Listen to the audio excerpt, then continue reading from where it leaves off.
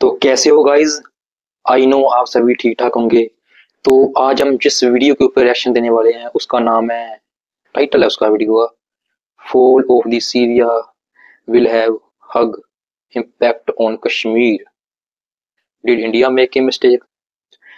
चलो वीडियो को शुरू करते हैं, रिएक्शन देना शुरू करते हैं। उससे पहले एक बात कहूंगा कि जिन्होंने मेरे चैनल को सब्सक्राइब नहीं किया वो चैनल को सब्सक्राइब कर लें और वीडियो को लाइक भी दे देना, ठीक है। नमस्कार, वेलकम टू स्टडी एंड मैं प्रशांत धवन। नाउ पिछले कुछ दिनों में सीरिया में जो हुआ है इसका इम्पैक्ट पूरी दुनिया में महसूस किया जाएगा और भारत में भी। सीरिया के 2-3 टुकड़े हो गए। हो सकता है कि हम प्रेशर फेस करें। नाउ पहली बात तो ये आपके सामने है वर्ल्ड मैप और यहाँ पे अगर मैं जूम करूं, यूएसए ने बहुत देश बर्बाद किए। ये हालत थी सीरिया की। जो ये लाल पार्ट है ये बशर अल असद के अंदर था और बशर अल असद यहाँ पे प्रेसिडेंट। और उसके बाद हम देखते हैं कुछ ही दिनों में टर्की बैक जो एचडीआर ग्रुप है ये एक एक करके फैलता रहता है और इस तरीके से यहाँ पे आप देख पाओगे सीरिया में बशर अल असद का एरिया कम होता गया और आज के समय सीरिया में दो मेन पावर्स है। सीरिया का देखिए पूरा का पूरा एक तो ये तो पूरा अफगानिस्तान जैसा हाल हुआ, जैसे कुछ ही दिनों में वो लोग अपना देश यहाँ पूरा कंट्रोल में आ गया। देश को बनाने में इजराइल भी काफी हेल्प करेगा। दूसरा देश फूड के इजराइल बहुत सारी जमीन कैप्चर भी करेगा इसकी। इसके अंदर अपना खुद का देश बनाएंगे जिसका झंडा भी रिसेंटली किया गया है रिलीज। जी हाँ, सीरिया का झंडा भी जैसे अफगानिस्तान का चेंज हुआ फ्लैग, वैसे सीरिया का अब नया फ्लैग जो एचडीएस ग्रुप है उसके अंदर सीरिया ये फ्लैग यूज करेगा। पहले जैसा ही थोड़ा के अंदर सीरिया का ये थोड़ा जैसा हुआ करता था। ना सीरिया का देखिए ना सिर्फ झंडा बदलेगा, इनकी जो विदेश नीति है ये भी बदलने वाली है और इसका एक बड़ा इम्पैक्ट भारत पे पड़ेगा। ऑलरेडी हम देख रहे हैं कि भारत में जो इंटेलिजेंस सोर्सेज है उन्होंने ये बोलना स्टार्ट कर दिया है कि बशर अल असद के गिरने के बाद जो इस्लामिक स्टेट और उससे जुड़े हुए जो आतंकवादी संगठन है इनकी प्रेजेंस भारत में बढ़ सकती है और इससे कश्मीर इशू भी बुरी तरीके से इम्पैक्ट हो सकता है। ना बशर अल असद के बारे में वैसे मैं आपको ये बता दूं, कई लोग जानते नहीं होंगे, वैसे कश्मीर के इशू को लेकर ना बशर अल असद ने कभी भी ओपनली इंडिया को टारगेट नहीं किया है और इसलिए आज के समय ऐसे आर्टिकल्स पब्लिश हो रहे हैं कि बशर अल असद का गिरना ये एक सेटबैक है, ये नुकसान है द इकोनॉमिक्स टाइम में ऑन कश्मीर। रीजन मैं आपको ये बताता हूँ, देखो भारत और सीरिया ने आज से कई साल पहले एक अंडरस्टैंडिंग ये डेवलप कर दी थी कि इंडिया गोलन हाइट्स को सीरिया का पार्ट मानेगा। उसके रिस्पॉन्स में बशर अल असद कश्मीर के इशू को लेकर पाकिस्तान का बढ़ चढ़ के समर्थन नहीं करेंगे।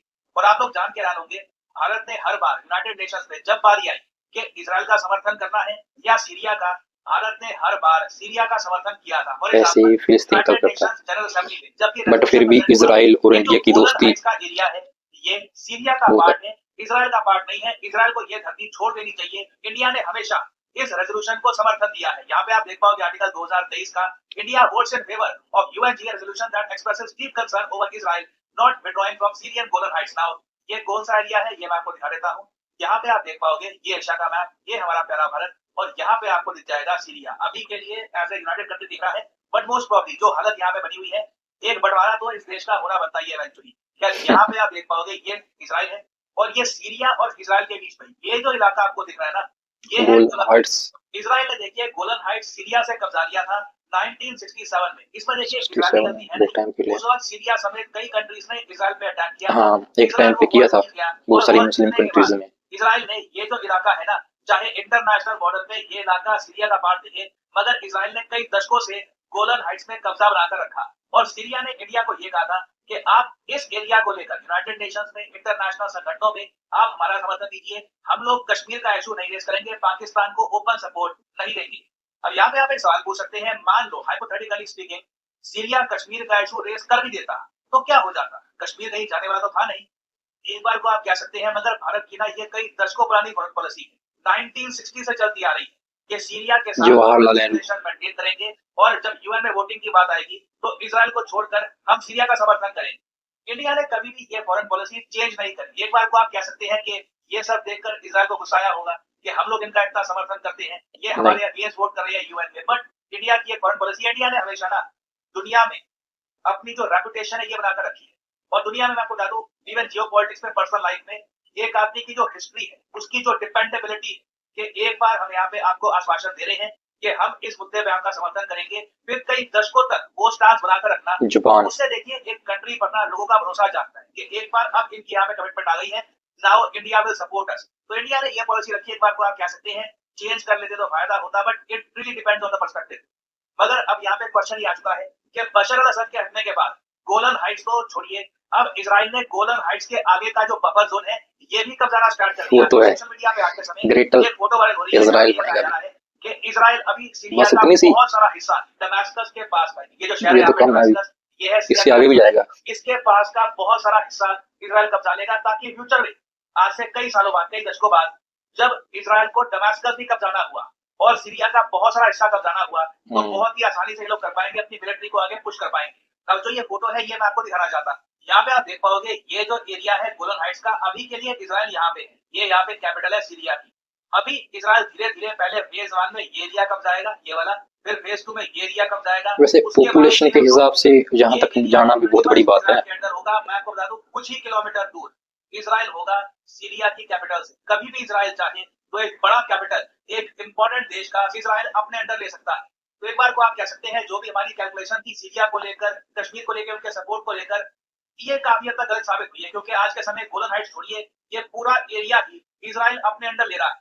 और अब आप इमेजिन कर सकते हैं यूनाइटेड नेशंस में जो ये नई सरकार आएगी सीरिया में, यूनाइटेड नेशंस में इंडिया उनके लिए वोट कर भी दे फ्यूचर में, तो कुछ मैटर करेगा नहीं, क्योंकि गोलन हाइट्स बहुत ज्यादा अब इजराइल के अंडर आ चुका होगा। और अब पॉसिबिलिटी ये भी है कि सीरिया में जो नई सरकार बनेगी, यहाँ पर काफी सारे अराजक तत्व आएंगे जो रीजन में इंस्टेबिलिटी लाने की कोशिश करेंगे, और कश्मीर में भी इससे हो सकता है कि प्रेशर आए। तो आप कह सकते हैं लॉन्ग टर्म में ये फॉरेन पॉलिसी मिस्टेक भी थी भारत की। बट ऑब्वियसली इस टॉपिक से रिलेटेड अभी बहुत सी डेवलपमेंट्स होंगी, बहुत कुछ देखना होगा कि सीरिया में जो नई सरकार बनेगी उनका कश्मीर को लेकर क्या व्यू पॉइंट होगा, और उसके रिस्पॉन्स में गोलन हाइट्स को लेकर भारत क्या बोलेगा। It will be very interesting to see. कुछ अपडेट्स आती है तो मैं आपके लिए कमेंट आएगा जयशंकर को वैसे तो। और फाइनली यहाँ पे आप लोगों से मैं एमसीक्यू भी पूछूंगा। देखिए एक्सियोम 4 मिशन आज के समय काफी न्यूज में है। इसके अंदर इंडियन एस्ट्रोनॉट्स को इंटरनेशनल स्पेस स्टेशन में यूएस पहुंचाएगा। आपको बताना है कि कितने इंडियन एस्ट्रोनॉट्स ये सिलेक्ट कर लिए जा चुके हैं एक्सियोम 4 मिशन के अंदर, और ये लोग इंटरनेशनल स्पेस स्टेशन में जाएंगे। ये है यहाँ पे आपकी ऑप्शन, 2 एस्ट्रोनॉट्स, 2 ही थे 3 एस्ट्रोनॉट्स, 4 एस्ट्रोनॉट्स या फिर 10 एस्ट्रोनॉट्स। कमेंट सेक्शन में करिए उत्तर, जो लोग देंगे सही आप। तो रिएक्शन हो गया, वीडियो हो गया खत्म, ठीक है। तो अच्छा है, वैसे तो इंक्रीज करता रहेगा ना इजराइल अपनी जमीन को, जैसे पहले से वो कर रहा है फिलिस्तीन की, अभी सीरिया की लेगा जमीन। बाकी जितनी मैप में बताई गई है ना कि थोड़ा सा आगे आएगा, मुझे नहीं लगता इतना, मुझे लगता है इससे ज्यादा आगे आ सकता है। पर ज्यादा आगे आने के बाद कैपिटल आ जाती है, फिर हो सकता है कि पीछे रुक जाए। बाकी आपका क्या कहना है इसके ऊपर ना कमेंट सेक्शन में जरूर देना अपनी राय, ठीक है।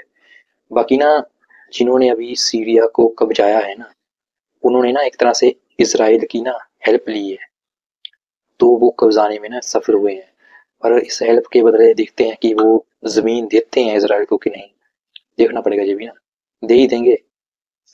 बाकी जय हिंद, मिलते हैं अगले वीडियो में।